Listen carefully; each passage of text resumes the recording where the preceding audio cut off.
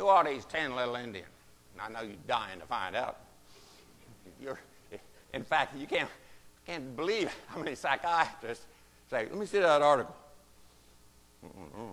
What are you looking for? Oh, I was just one of my friends on your list here. They're usually not. Carol North, of course, one of the first psychiatrists come out. Her book, Welcome Silence, My Triumph Over Schizophrenia. By the way, she's coming back. We've got a RAISE initiative being announced next month. Huge $7 million research thing by NIMH. She's part of that, as is Ellen and others. This is Al Siebert.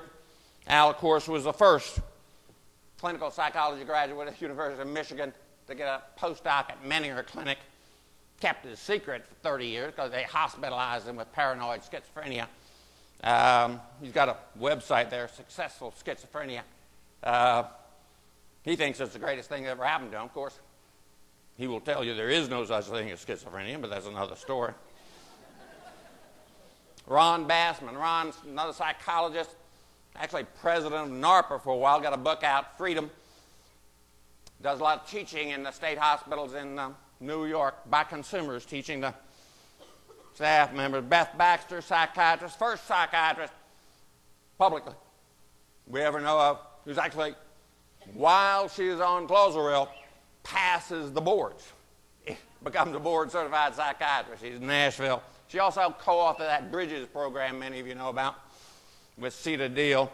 This fellow, Robert Miller, went to medical school at Oxford before he had his breakdown, got a Ph.D. He wasn't telling anybody he had schizophrenia until I was at the ICOSR conference with him. And he comes, my big mouth, I tell everybody, he comes jumping back and says, oh, I'm one too. I go, good. He's got a book out, does a lot of research, neurodynamic theory of schizophrenia on dopamine, research type thing. Here's Pat Deegan. Everybody knows Pat. We call her the most articulate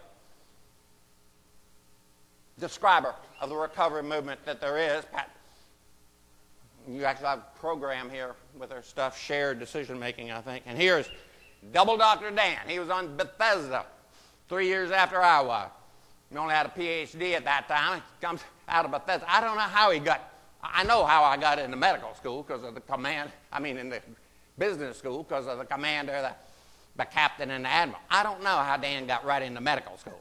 I just out of a psych ward and I want to go to medical school. Sure. But he did it.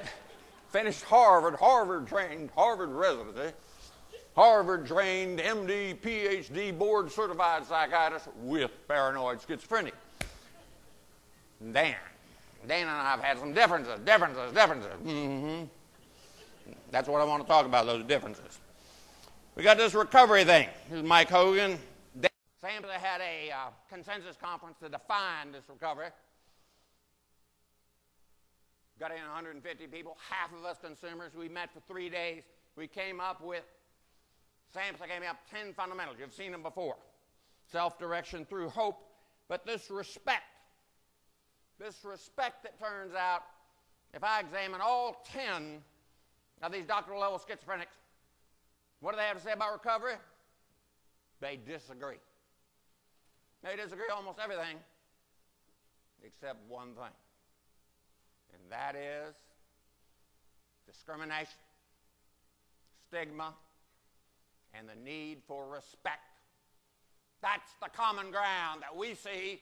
That's what needs to be changed. Now, I got 6 minutes left. What are the elements of this respect? One, it's been a taboo topic. That's got to change. Diabetes, not a taboo topic. You can talk about it. Why can't you talk about schizophrenia? I was invited to give this article in Health Affairs. If you don't know this journal, you should. I didn't know it. Bi-monthly. We got healthcare reform coming. This is the journal for healthcare reform. This tells the boys on the Hill what the stats are. Every 3 years they do something on mental health. This was it in March. Now, they want me to do a narrative. Me and Jane Pauley. I'm doing one. Narrative, okay? Oh, different game here. Your narrative's got to be tied to policy change. What's your recommendation for a policy change? Well, wait a minute. I can give 2,000 talks. All I do is tell my story. I let you policy wonks figure that out. No, no, no, Fred, what's your recommendation? All right. I'll tell you what my recommendation is. It's going to scare you. I want the truth. The truth? We can't have that. No, no, no, it's got to be confidential. There's got to be privileged communication. It's got to be hypocrite. We can't tell anybody the truth. We can't tell anybody. We can't tell anybody that they got this disorder, psychic. Oh, we can't talk about that. I said, it's my policy recommendation. The truth. Everybody tell the truth. Fred, you're not thinking good. I said, you know, that's true. It's true. Ellen Sachs, good friend of mine now, didn't tell anybody about her schizophrenia until she's full professor of law at USC with tenure. Mm-hmm. I don't tell anybody about my schizophrenia until I'm close enough to retirement. Why? Because the youngsters, if they tell the truth, now they're in trouble. Worse than 10 years ago, because now you go for a job, Google. They come up, Google. They're going to find out. And yeah, we got ADA, but they're not going to get those jobs. So my recommendation here is those of us who can afford to, age-wise, career-wise, we can afford to be open. And there are thousands and thousands of us, senior psychiatrists, psychologists, and commissioners. You're not senior enough yet, Mr. Reinhardt.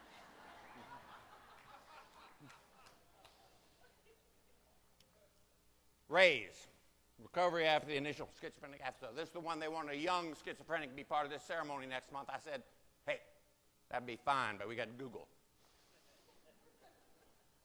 Next, mentally ill, mentally retarded, mentally challenged. We are not retarded, folks. I cannot tell you how many. I've sat on about half a dozen boards in the last 20 years, and I get on the board every time the same way. Fred, we are now going to communicate over and over again. I got a surprise for you, turkeys. Well, you are disabled, aren't you, Fred? Now get this. 20th century, you define disability. You define serious disability. And what do you define?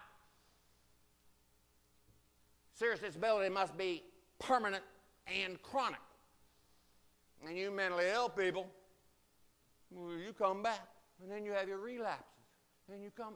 That's not permanent. So right now we got in the Health, Education, Labor, and Pensions Act, the U.S. Senate, one of 17 standing committees. They're rewriting, modernizing the Jefferson-Wagner-O'Day Act that defines serious disability, and we're going to put episodic in there. To include us having a legitimate disability, but recognize that we can function just like you chronically normal can for a lot of the time, particularly my bipolar friends, schizoaffective friends, and increasingly us with schizophrenia. I got 1 minute left, and I got 7 more items of respect. Episodic condition, work disincentives. We just got a big TV coming out on PBS. We got 3 schizophrenics, Ellen, myself, Lawrence Spiro. We got the Supreme Court Justice Breyer. We got the Nobel Prize winner. We all discussing. Going to come out Fred-friendly show. I call this an academic version of the Jerry Springer show. It's we're all discussing mental illness. First time they ever discussed mental illness. And what do we say?